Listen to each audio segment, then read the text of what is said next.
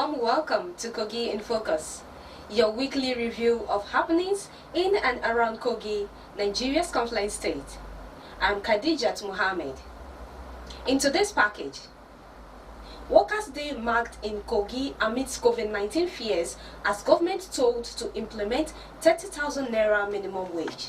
Kogi government denies spending 7 billion naira building COVID-19 isolation center.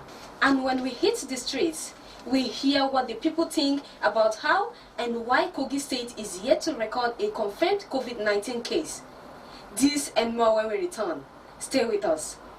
Nigeria, a country blessed with a vibrant youth population, a grossly underutilized youth population. What are the challenges of youth development? What are the solutions? As a youth, what are your contributions to national development, ensuring you become one of tomorrow's leaders of a greater Nigeria?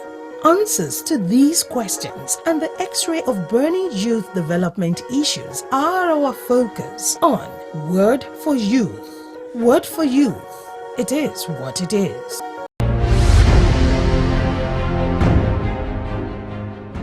Welcome back. Kogi State Governor Yahya Bello has congratulated all workers in the state on the occasion of this year's May Day, assuring them of his continued commitment to their welfare and well-being. The governor, while applauding the workers for their dedication to service and contributions to the development of the state over the years, said his administration will continue to accord priority to the issues of their welfare within the limited resources available to the state. In a statement made available to journalists in Lokoja by the governor's chief press secretary, Onogu Mohammed, Governor Bello commended the organized labor in the state under the leadership of Ono Edoka of the Nigerian Labour Congress, as well as other affiliates, for the understanding and cordial working relationship that exists between the unions and the government, urging them to sustain the tempo. Governor Bello urged workers and indeed all the citizens of the state to continue to observe all the preventive measures against the spread of the COVID-19 pandemic, particularly regular washing of hands, use of hand sanitizers, the use of face masks, and observance of social distancing.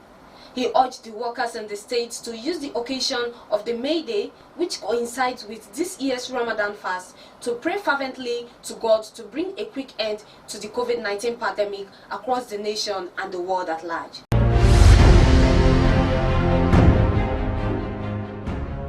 The Kogi State government has directed civil servants on grade level 12 and above to resume work fully with effect from Monday, 4th of May 2020. In a circular by the state head of civil service, Deborah Gomola, Governor Yahya Bello, in his felicitation message to all civil servants in the state on the occasion of the celebration of the 2020 Workers' Day, workers were also advised to take precautionary health measures by living healthy lifestyles.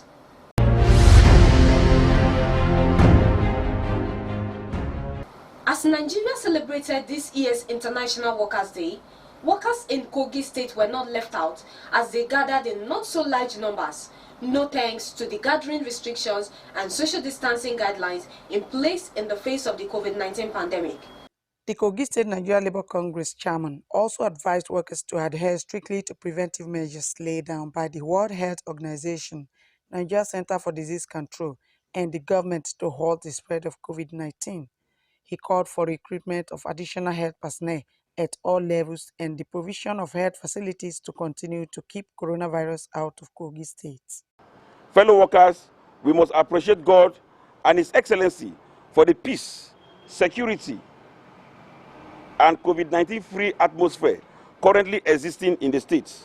However, we advise all of us to adhere strictly to the protocol laid down. He commended the state government for its prompt payment of salaries and called on the minimum wage committee set up and headed by the secretary to the state government, Ayuade Folashade, to expedite action on implementation. The duration allotted to the committee has since expired. We therefore use this medium to call on the Dr. Mrs. Folashade Arike Ayode led 17-man committee to expedite action on the assignments given to them. Edoka said the union is already in dialogue with the government over the payment of April 2020 salary and pleaded that some workers who are still on pardon list and others with outstanding issues be considered for payment. I am not talking of those whose action or inaction have been proved to be inimical to the growth of the states. But those ones who have genuine cases, especially at the local government and primary school level. The union leader further appealed for employment of fresh hands into vacant positions created by dead or retired workers and also pleaded for the introduction of union activities in the state tertiary institutions. Idris Miliki, an activist, urged the government to consider stopping certain luxury allowances of government officials and use the fund to improve the quality of healthcare across the state. Governors to bring out their security book, to bring out their apart the Petition, not only in Kogi State, the transport and travel allowances, because they are not traveling now. So they should bring out this money from the budget and give it to health sector so that we can have a healthy society. The theme of this year's celebration is 60 years of nationhood, insecurity, wage, poverty, and the future of work in Nigeria.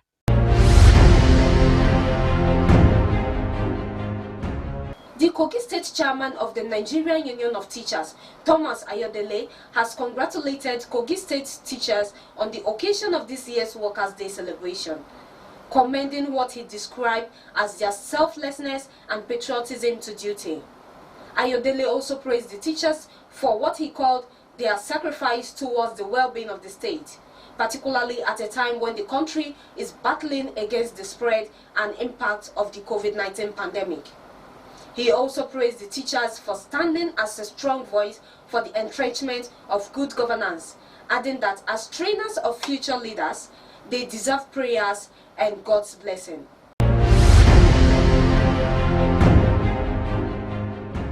If you are just joining us, this is Kogi in Focus, a package of happenings in and around Kogi State in the last 1 week. For your information, event coverage, advert placement or sponsorship, please call our number or any of our social media handles all displayed on your screen.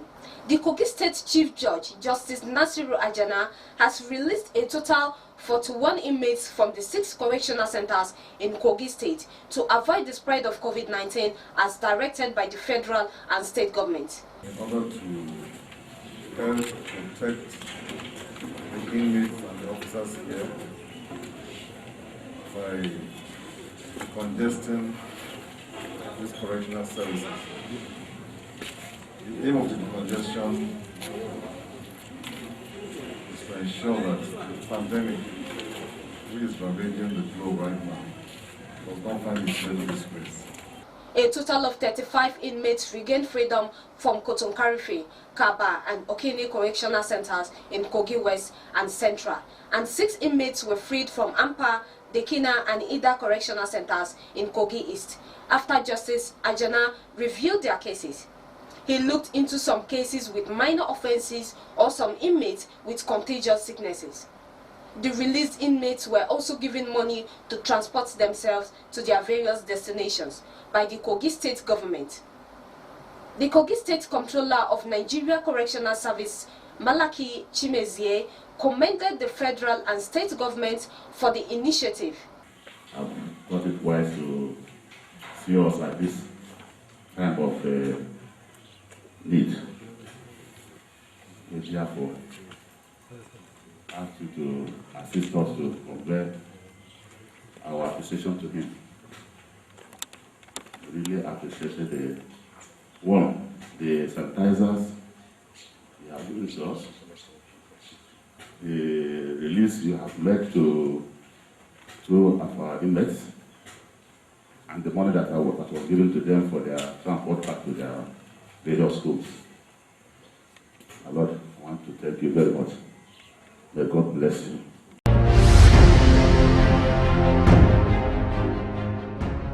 The Kogi State chapter of the Nigerian Medical Association has donated more than 500 improvised face masks to hospitals in the state as part of measures to contain the spread of COVID-19. The state chairman, Dr. Kabiru Zubair, handed over the face masks to the chief medical directors of the Federal Medical Center and Kogi State Specialist Hospital, both in Lokoja. Zubair said that the gesture was a way of promoting the use of face masks in line with President Muhammadu Buhari's directive in his broadcast as part of measures to reduce community transmission of COVID-19. He thanked God that so far, Kogi State was yet to record any confirmed case of COVID-19 and prayed it remained so.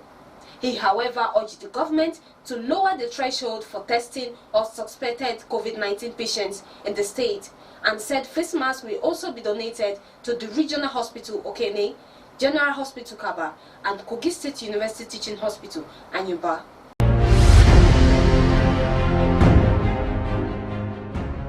United States-based medical equipment outfit, Gilead Quantum Health Systems, and AAA Plus have donated medical equipment, materials, and consumables to the Kogi State government as part of the GYB door-to-door medical outreach and towards the fight against COVID-19 in the state. The project principal consultant, Lawrence Yuka, while handing over the items to the state government on behalf of the companies, commended the state governor, Yahya Bello, for his efforts in preventing the spread of COVID-19 into the state.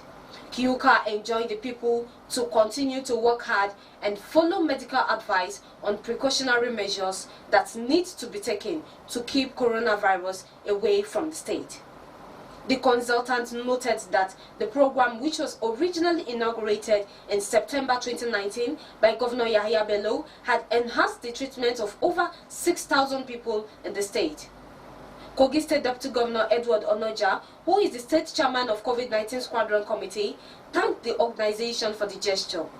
Onoja noted that the organization's aid was coming at a critical time that the state was in need of such items. The State Commissioner for Health, Dr. Saka Audu Haruna, assured the organizations of the commitment of his ministry to promptly distribute the items across medical facilities in the state.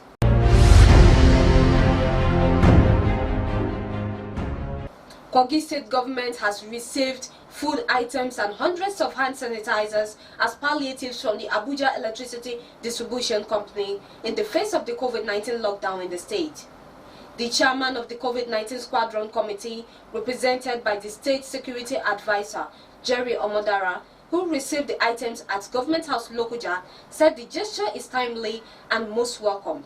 412.5 kilogram bags of rice, 38 50 kilogram bags of beans, and 24 12.5 kilogram bags of curry.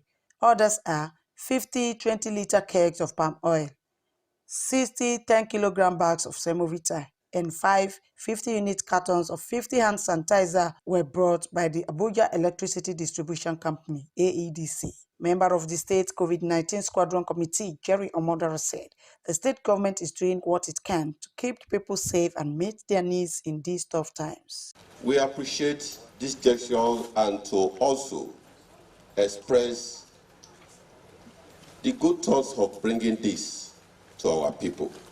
All this will be judicially used. Omodara promised the items will be distributed to the people to ease their plight. The Commissioner for Information and Communication Strategy, who is also a member of the Squadron Committee, Kingsley Fanwo, also appreciated the AEDC. We thank you because ever since the lockdown and our civil servants from grade level 1 to 13 are at home, you've ensured that there is improved power supply to our people. The General Manager, AEDC, Kogi Region, Engineer Abdulmutalib Ihezo Mohammed, said the company is aware of the state government's efforts aimed at keeping Kogi coronavirus free. My organization deemed it fit to stand strongly by the states to ensure that the little we are able to bring forth gets to the vulnerables. He said the AEDC has decided to upgrade the power sharing capacity at the isolation centers to 33 kVA and to further encourage small and medium businesses in the state. At the time of this report, Kogi remains one of few Nigerian states yet to record a confirmed coronavirus case. Nigeria, a country blessed with a vibrant youth population, a grossly underutilized youth population. What are the challenges of youth development? What are the solutions? As a youth, what are your contributions to national development, ensuring you become one of tomorrow's leaders of a greater Nigeria? Answers to these questions and the X-ray of burning youth development issues are our focus on Word for Youth. Word for Youth. It is what it is.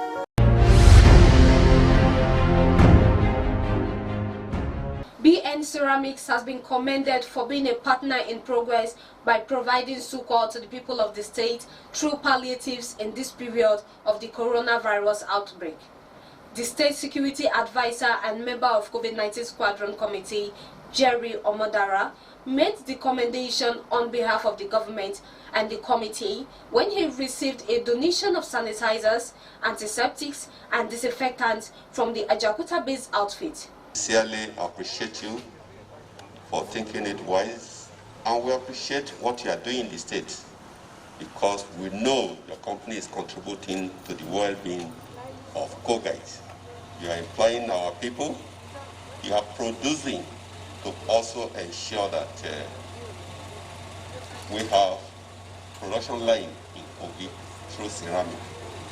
We are appreciating you because I'm aware you are making effort to further donate some either medical equipment to us, which the Honorable Commissioner will liaise with you to formally ensure that we get the right thing that the state desires. Omadara said the donated items will go a long way in the fight against coronavirus, stressing that the items would support in maintaining a clean and hygienic environment. The Commissioner for Health, Saka Haruna, lauded the efforts of BN Ceramics, describing the support as timely and which would be put to judicious use. And I want to assure you that the donated items will be used for its intended purpose. The Human Resources Manager of BN Ceramics, Salihu Mohammed, said the donation is the company's modest support towards the state government's effort to keep COVID-19 at bay. The items donated by BN Ceramics, sanitizers, soaps and Dettol, to support the state government. He said the company will remain a partner with the Kogi state government until the global war against COVID-19 is won.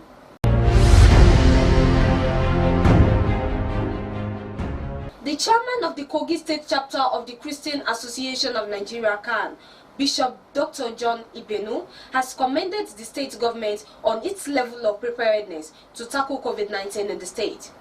Bishop Ibenu gave the commendation when the chairman of both CAN and the Council of Ulama in Kogi State held a meeting with officials of the State Ministry of Health in Lokoja.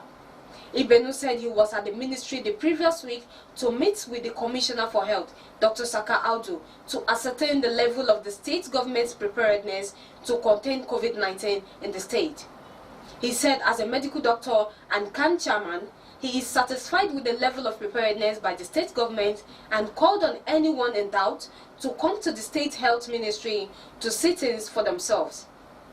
Malam Abubakar Aliu, the state chairman of Council of Ulama, commended the state government for its effort, but insisted that the Nigeria Center for Disease Control, NCDC, have testing centers in all 36 states of the Federation. Malam Aliu stressed that the fight against COVID-19 pandemic remained the collective responsibility of all.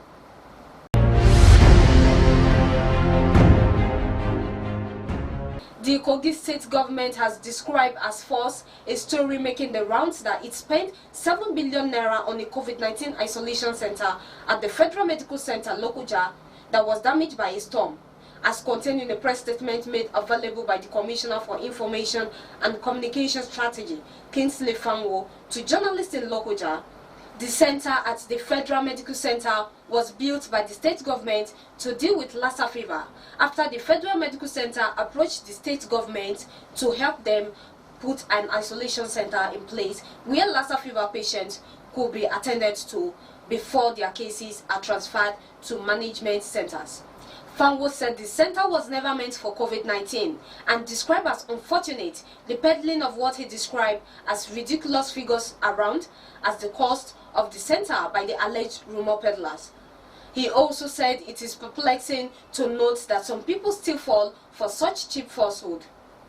The commissioner noted that China, where the virus first surfaced, didn't even spend that much to construct an isolation center, And neither did Lagos State, widely acclaimed as the epicenter of COVID-19 in Nigeria, spend that much on isolation centers.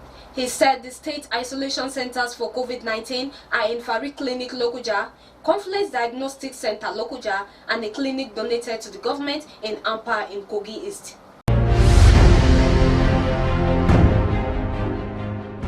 Kogi West Election Petition Tribunal, sitting in Abuja on the 28th of April 2020, adjourned proceedings following the inability of the first respondent, the INEC, to bring its witness to court to testify.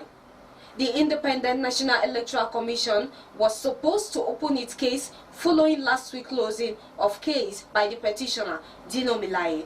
But as court resumed hearing at the Federal High Court, Counsel to INEC, Barrister Chris Alashe, informed the court that the current COVID-19 lockdown prevented the witness from being present in court. Barrister Alashe said the witness, who resides in Yola, Adamawa State, is having difficulty making his way to Abuja and therefore prayed the court to grant him 2 days to effect his movements to the court. Counsel to Senator Smart Adeyemi, second respondent, Barrister Oladapo Otitoju, raised no objection to the appeal made by Barrister Alashe. Counsel to the third respondent, the All Progressive Congress, Barrister Abdullahi, also said he has no objection to the appeal, but the petitioner's counsel, Professor Adewale, said the challenge was not an excuse for him to apply for a 2-day adjournment.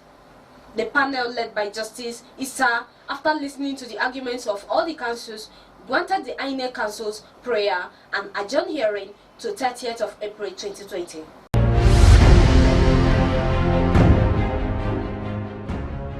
The Independent National Electoral Commission, INEC, has told the National Assembly Election Petition Tribunal, sitting in Abuja, that Dino Milaye's agents have put the weight of evidence in his case against him. Hence, there was no need to find in more agents. He thereafter asked the tribunal to dismiss the case filed by Dino Milaye, PDP, challenging the victory of Senator Smart Adeyemi of APC in the last year November 16 and 30 Kogi West Senatorial District Rerun election. This was contained in an oral submission by counsel to INEC, Barrister Chris Alashe, on Thursday 30th of April while closing its case, saying the application filed by the petitioner Milaye lacked merit and was incompetent. He further said the confession of truth by his witnesses have established the incompetence of his matter. However, as sitting resumes on Thursday, INEC says it will amount to wasting the time of the court to call witness, saying the petitioner's position was enough ground to dismiss the case, as there was no need to call a witness again. Barrister Alashe said he used the time of the last adjournment to review the testimony of the petitioner's witnesses, where most of them admitted before the court that they lied. He said, and I quote, "On this note, I am no longer calling any evidence. This is on the fact that the first respondent INEC case was clearly established during the cross-examination of the petitioner's witnesses. Your Lordship can bear me witness that I commended the witnesses for saying the truth that the election was free and fair. On this, I hereby close my case and plead your Lordship to grant me my prayers that the petition should be struck out for lacking in merit and full of lies, errors, and deceits." End of quote. The tribunal subsequently adjourned to May 5th, 2020 for the second respondent, Senator Smart Adeyemi, to open his case.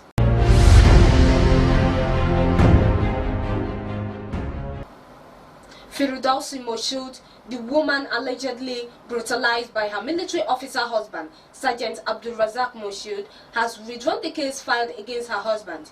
The army officer was court-martialed following the intervention by some officers over the alleged brutalization of his wife and daughter. But in a new twist, the woman has chosen to withdraw the complaint as contained in the statement issued by Eunice Abogun of Childhood Parents Initiative, one of the NGOs handling the matter.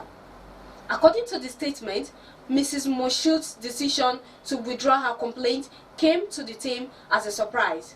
She, however, said her family has taken over the case and have resolved same in the best interest of their children and to save her marriage. The statement says the team, through the National Human Rights Commission, has acknowledged her letter and has since written to the Command Army Records and the Nigerian Police on the development.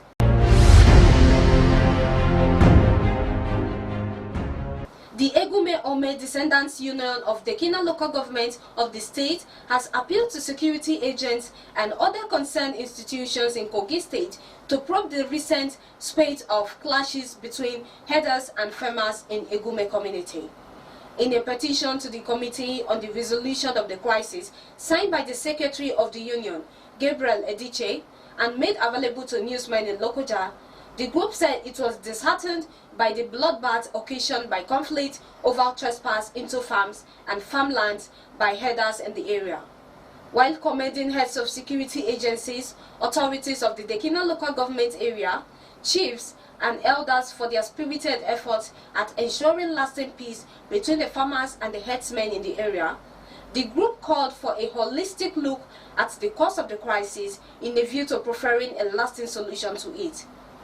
The group also noted that the indigenous farmers and the Fulani herdsmen have coexisted with love, mutual understanding, respect, and even intermarried for decades before now, adding that herders had respected boundaries of the land given to them by chiefs and elders in the area, and there had never been any case of encroachment, nor crisis of the current magnitude. It called for a committee to take time to visit the area under siege for proper investigation, assessment, and appreciation of claims. A former vigilante chairman in the area, Malam Atta Wada, aka Upono, was reportedly murdered while observing his evening prayers in front of his house. While the Amana Atta of Ojepadala Egume, Chief Issa Edime, was also kidnapped from his house and murdered in a previous incident. They were said to have, at one time or the other, been involved in mediation efforts in the crisis.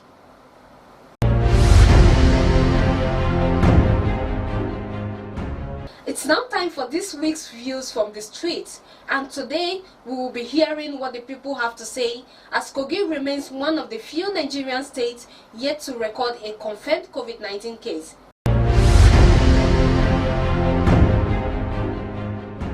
I'll still advise every Kogite, everyone in Kogi, just be careful because you don't know who has it.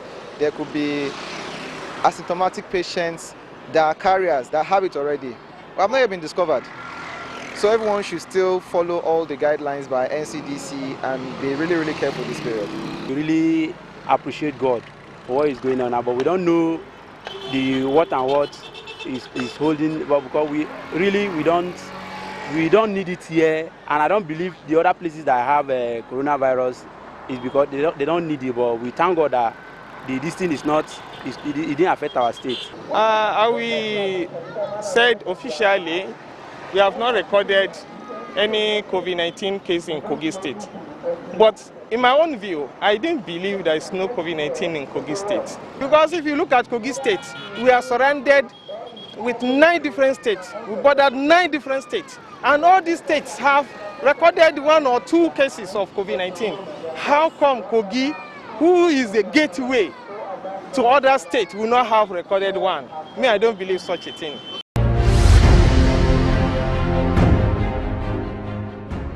That is where we wrap it up on this week's edition of Kogi in Focus. Join us same time next week for a fresh package. Until then, I remain yours truly, Khadijat Muhammad, asking you to keep doing to others what you want them to do to you. Remember, coronavirus is real. Please observe all preventive guidelines from the relevant international, national, and state governments and non-government bodies. Stay safe and see you next week. Bye.